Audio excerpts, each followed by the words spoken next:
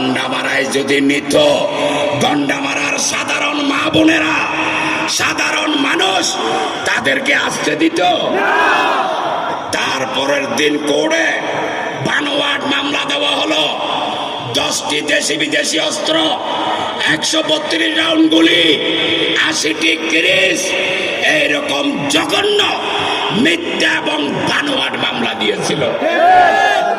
প্রিয় ভাইরা, আমাকে যখন চট্টগ্রাম কোর্ট থেকে, চট্টগ্রাম জেলখানা থেকে আমাকে যখন বাঁশখালী আনা হতো, আপনারা দেখতেন সামনে স্কট, পিছনে স্কট, পুরো প্রিজন ভ্যানে আমি একজন, আমার হাতে করা, পায়ে ডান্ডা বেরি।